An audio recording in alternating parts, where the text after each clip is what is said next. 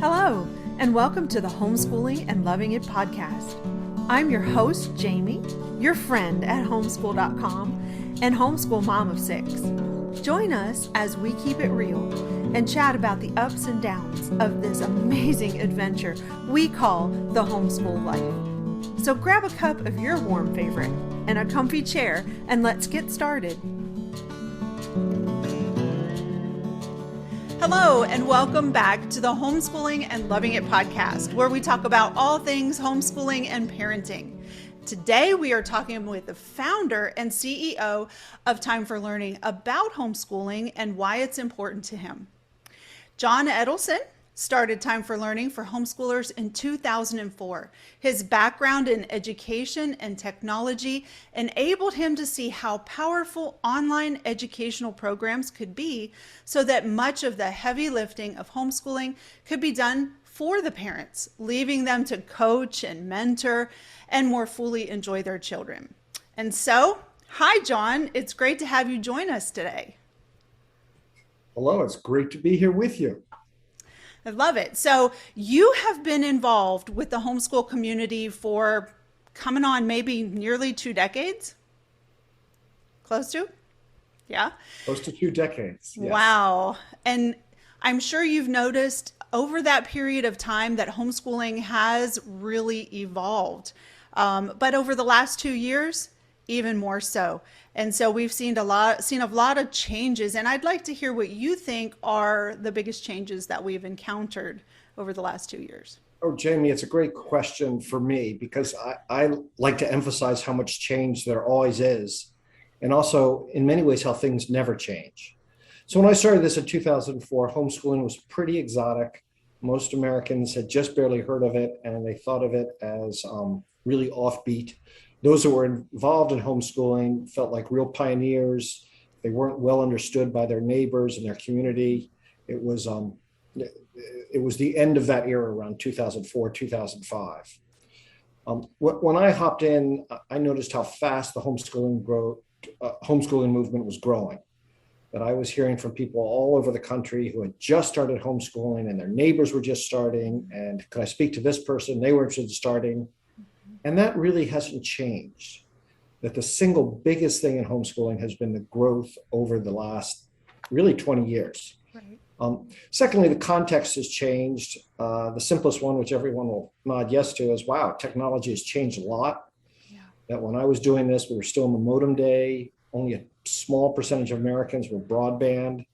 I thought it was going to head that way. So one of the courageous decisions I made early on is I committed fully to a really rich media solution that would only work well on very high performance modems or on broadband. And of course, history has helped me out enormously. Time for Learning, which was a ahead of its time solution for the first 5 years, turned out to be just the right solution as the whole country switched to always on broadband internet communications. And you can really take advantage of software as a service and all those great streaming solutions. The other big piece that Time for Learning pioneered, which has now become accepted, is that education is not information. I mean, a lot of people get confused by this and they think a really good documentary or Wikipedia or some source of information is what you have to do. Everybody's now learned that, in fact, the learning anything in a meaningful way is a process. And it requires clever organization of the curriculum so that the kids are excited and interested, and information and skills and the ability to apply those skills are progressively built. And then secondly, it also, which the homeschoolers understand this better than anyone else, learning really happens when the student wants to learn. Right. But if you don't give the child any agency, if you force them to do things on a certain schedule in a certain way, a lot of them really just sort of fold their hands or put their head down on the desk, or maybe they don't physically do that, but emotionally they do, and they shut down and they don't take advantage of the opportunity to learn. Homeschoolers have been particularly good at learning how to help their children get excited about their education, take agency and ownership over it, and move forward. Wonderful. And it's so exciting to see all these changes. Your company also encourages a lot of new homeschoolers. And so I'm wondering what you would tell someone who's interested in getting started on this whole homeschooling adventure and maybe how they would start. So this is a surprisingly emotional question to many, many people, mostly mothers, every day. They've decided that their child is not doing well. They really want to do the best thing for their child. They've heard over and over again. They've seen examples where homeschooling has worked really well. So they want to take the leap. Yeah. Well, why don't they? They're terrified. I mean, this is your child you're talking about. Yeah. And, most parents remember that they weren't necessarily a very good student themselves. Often I hear mom say or dad say, gosh, I never really understood math. I'm not a very good writer. Who am I to teach my child? What if I mess my child up? There's just an enormous amount of fear and deep psychological stuff that comes to the surface when parents think about, gosh, I'm gonna have to be a teacher.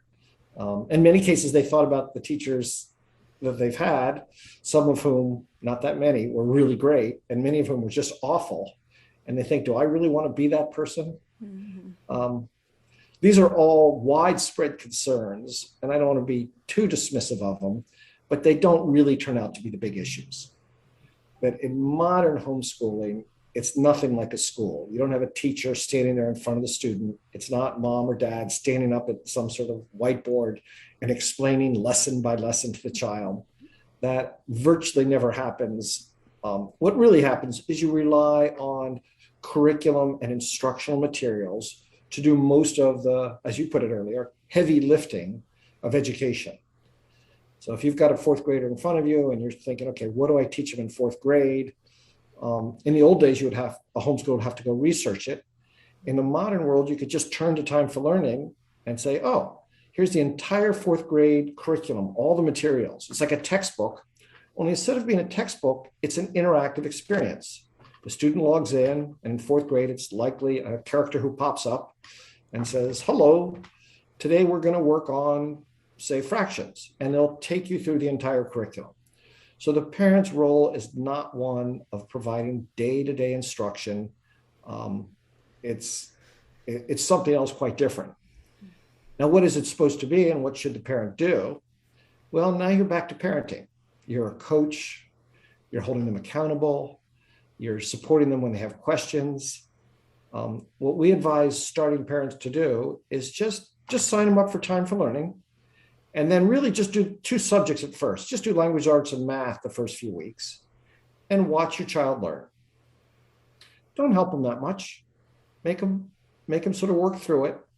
When they have questions, a good answer is, I'm not sure. Why don't you give it a try? If you need to review the lesson, go ahead. But keep focusing them back on learning themselves. What you'll find, well, it'll surprise you. A lot of parents have been surprised. I think of one lady, mother of Sage, and after about 2 or 3 weeks, she called up and was talking to us, and I asked how it's going, and she says, it's just been so educational for me. Mm-hmm. I'm like, for you? And I'm speaking to the mother. Mm-hmm. And she says, yeah, my daughter hated the math. And I asked her why, and she said, it's boring. So she was in fourth grade math, and I said, well, what if we put you on fifth grade math? She said, okay. How'd she like that? Still boring. Put her on sixth grade math. Well, now she says it's a little slow, but I'm learning things. Turns out mom had no idea that her daughter was a math genius, that one of the reasons she hadn't done very well in school is she was just bored out of her mind during math class, that as soon as a teacher started something, she got it. And she had been very frustrated by it. The other piece of the story is that the mom also learned that Sage was not a very good reader. In fourth grade, most kids are on the chapter books, and her reading comprehension and her reading skills were sort of appalling. Her mom watched for a while, and then she worked with her a little bit, sound this word out. And she found that her daughter seemed to have memorized lots and lots of words. So she was sort of a sight reader, but had somehow skipped learning phonics properly and had no actual decoding skills. So she had this real deficit. What does mom do? First, she panics for a minute or two, and then she sort of reads some of the Time for Learning stuff, And it turns out we teach phonics really, really well in first and second grade. And she could just set it back and work with her daughter on doing phonics. And after a while, it all worked itself out. I mean, phonics is not rocket science. It is lots of work. You can sort of skip it and sight read, but by fourth or fifth grade, it catches up with you, and then you got to go back. Mm-hmm. So one of my pieces of advice for parents is follow the science of reading. Make sure your kids learn the basic skills of phonics, and they'll get through elementary school equipped to really to read successfully. I really like how you referred to the ability to target different grade levels. So here a child was in fourth grade, but she could be in sixth grade math and in maybe around second grade phonics. So that's amazing. So one of the huge advantages of homeschooling and time for learning is that it is student paced. Now, this is a really powerful concept. Classrooms where you have a bunch of students going along at a certain pace, mm-hmm. the pace that they go at is frankly the average pace of the average student. This is what schools are built around. But as we all know, there is no average child, or 1 in a million. Almost all the others are to one side of the bell curve. And for them, it is stressful. If they go really fast naturally, if they're gifted in this subject, they find it frustrating to drag along at everybody else's pace. And if they're one of the ones who take a little bit longer to pick up material in that subject and in that developmental phase for them, they get depressed about it. They find it frustrating. It's a very social environment, so it often is humiliating. Mm-hmm. And a lot of kids who go through a little of this don't have the grit to get through it or the encouragement, and they end up putting their head down on the desk and just giving up and saying, okay, I'm just bad at that. When it is student paced, there's a whole lot less emotion. If you don't get it, you just do it again. It's private. There's no ramifications, and there's just tons of kids who flourish by having the ability to back up if they have to and repeat it, or jump ahead if they've already got all this. It's a very powerful adaptive tool. Now, I know schools do all sorts of things with small group, and they try to adapt. And there's many teachers who are super effective at addressing this problem. The fact is, it is an endemic problem to the classroom structure, and it's one of the reasons that homeschooling has a huge advantage.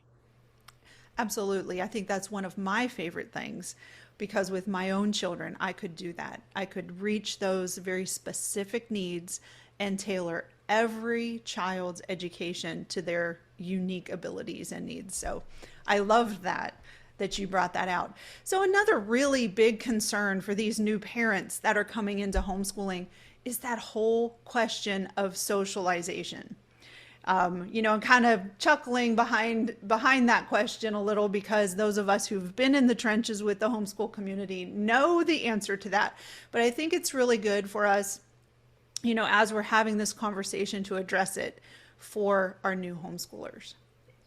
Again, it's a great question because it preys on everybody's minds. Mm-hmm. It feels normal and social to parents to go to school, and it feels eccentric, risky, and perhaps a little lonely to keep your child at home. That's where parents are coming from when they make this decision. By the way, as you know, they're wrong. In fact, you probably know the answer to the old homeschooling joke. What is the hardest part of homeschooling? Staying at home. Staying at home. And this has gotten even worse, or more fun is the right way to say that, since homeschooling grew so much the last few years. The fact is, in almost every community in the country, if you Google around and you look, there are some homeschool groups. There are large numbers of homeschool groups. And these moms and these people, they're organizing field trips and joint science experiments. And let's go learn about industry and visit all the employers in our area and see what it's like. And they got health things, and they got yoga, and they got all the different sports. There's so much going on that it's almost, it is hard to figure out where to draw the limit. And the socialization is fantastic. What I've heard over and over again is my kids, since we started homeschooling, have made much better friends, healthier friendships. And I know the families. I've made some friends, say the parents, than they ever did in the school environment. It's really quite different. Now, I will give you just a little advice for you parents that are about to call around and go find some homeschool groups. We live in a very diverse country, and a lot of the homeschool groups are very diverse, but mostly they're not. A lot of the homeschool groups center around a certain approach to homeschooling or a certain mindset. So if you find half a dozen homeschool groups in your neighborhood, you should be prepared to visit 3 or 4 of them, and you'll find a few that are exactly what you're looking for and your types of people. And then you'll probably find some others who I hope you are very respectful of, but they have a different mentality about how to go about it all. And wish them well and go find your own group. I also know plenty of parents who didn't find a group in their area, and they said, I'll start my own group. Yep. And that turns out to be pretty easy too. Because if you're looking for another group of a certain sort, go ahead and put it out there. And what a great example for your kids, for you to show that sort of initiative, not to be fatalistic and depressed because you can't find the group that's right for you, and just go ahead and start your own, invite some families in, and you're off and running. Right. Good point. And I just want to throw out there as well, homeschool.com has a wonderful support group section where we've got a complete directory by state, all 50 states, and you might be able to find a good support group location there. Let me say one more thing there. Yeah. What I was talking about was the physical groups in your areas, yes. And those are very, very important. Mm-hmm. But many people have found their online communities to be extremely helpful. Partially, you can get an answer to a question in just a few minutes. You get all sorts of diverse opinions. If you're some sort of special category, parents of children with autism, parents of children on the spectrum, there's all the different things. You can find groups online where they have very experienced and supportive people to help you. I know homeschool.com runs a fantastic Facebook group. Time for Learning runs a series of them. There's the big Time for Learning Facebook Families group, which is very active and a constant source of exchange and information amongst people. There's one for families with children with special needs. I think there's a military homeschooling family. And I think there's actually a road schooling family, homeschooling family group that we work with now that helps the people that are on the road and are looking for all the resources, educationally and otherwise, that homeschoolers driving around would like to know about. Great. Good places to find what you need as far as even immediate answers to questions. I know a lot of homeschool moms who maybe are in the middle of their homeschool day and they run into a roadblock and what in the world do I do? And they just pop a question out there, and in a few minutes, there's a whole bunch of answers. So it's very helpful. So I want to hear a little bit more about Time for Learning and how it works for homeschool families. So Time for Learning is your homeschool partner from pre-K to 12th grade. Okay. We're very value priced. Think of it as $20 a month. There's some variation depending on what age and how many children and all, but it's affordable to almost everyone. Think of it as an online interactive textbook. So all the material that you're supposed to cover in 7th grade math or 7th grade language arts or 7th grade social studies or 7th grade science are there, presented in a surprisingly digestible, palatable, interesting way for the students. So with the youngest kids, it tends to be sort of silly characters. They introduce themselves. If they're doing fractions, they might start with a pizza and start cutting it up and get the kids familiar with, there's 2 parts to the pizza. They're the same size. Gosh, we have halves of a pizza. And then they'll do an animation of half of something else. They'll take you through that. In the older grades, it tends to be a much different style. It's more teachers with a whiteboard and graphical help. It's actually getting very sophisticated. They found that peer instruction is more appealing than having a real teacher figure. So this year, a lot of our older grades are going to shift to a different teaching paradigm, which kids seem to like a lot more. There's a login for the student where their lessons are all there. The parent also has a login. This is where they see the reports. They see how long the student was online. They see how they did on the different exercises. There's also some quizzes and tests. You can see how they're doing on that. If the parent wants to make a change, they can do it back there. You can add children and get all sorts of data. One thing about homeschooling is the parent is the school, so the parent is responsible for record keeping. And not all the states, many states have very strict rules on this. Many have somewhat loose rules. But basically, as a school, you should be keeping track of what your student is studying. If you're off on your own, that's a lot of paperwork. If you're using Time for Learning, it's automated, and you've got reports there that you can just print right out and have a paper copy or a PDF copy, or keep them inside Time for Learning, as long as your membership is active. So that's how you think about Time for Learning. It's also a community. We're very interested in helping our parents with their questions. So as you get started, you might want to download our Welcome to Homeschooling guide. It's free. It's there on the Time for Learning website. It's got all the advice. We've put together all the advice from experienced homeschoolers. The question we started with was, what do you wish you had known when you had started? And it's surprising how often they say the same few things. So the resources you need as a homeschool parent, many of them are collected right there inside Time for Learning.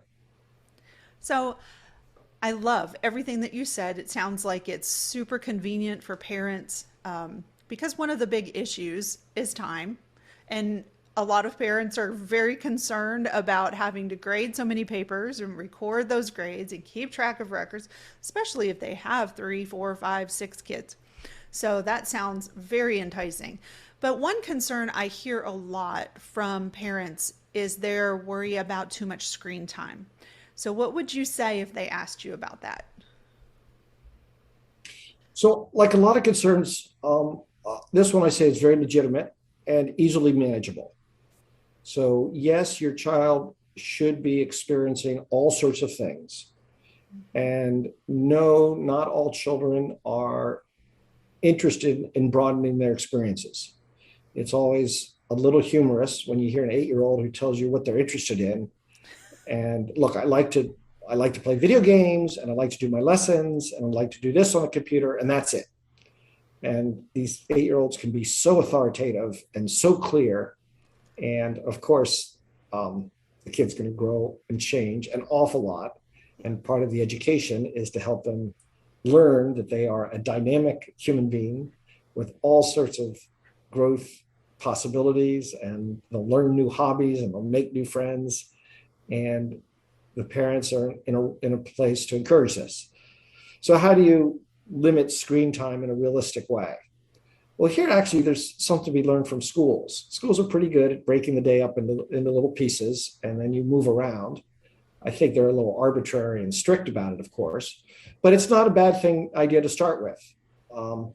A lot of families, homeschool families, have found, particularly with high schoolers and middle schoolers, that an early morning start, well, it's counterproductive for a lot of kids. They just aren't that good first thing in the morning, and there's no reason necessarily to fight it. So a lot of people say, okay, we'll start at 9:30. From 9:30 to 10:30, you're doing Time for Learning. You're on a computer. You're doing this. From 10:30 to 11:30, you'll be doing reading. You've got this and that, and you sort of structure out a few hours of the day every day. Not that you have to follow it strictly, but having a schedule which alternates between different times of schoolwork is good, including scheduling in physical activity. I love the families that have 15 and 20-minute breaks where they're together doing some sort of organized exercise, be it a run around the house, be it throw a ball around. Maybe they got a basketball hoop in the backyard, and they all do that together for 15 or 20 minutes. But there's an awful lot of kids who do so much better, and adults, by the way, if you alternate desk work and sitting still with some real physical activity. So recess, an idea which comes from schools, is something I heartily endorse, and scheduling it in as something that they can look forward to. Yeah, as my homeschool mom brain is thinking through all these things as you were talking, and of course, you can schedule in book time. take time off, read a book, I think you mentioned that there was a pretty strong literature study component within Time for Learning. It probably has to do with books.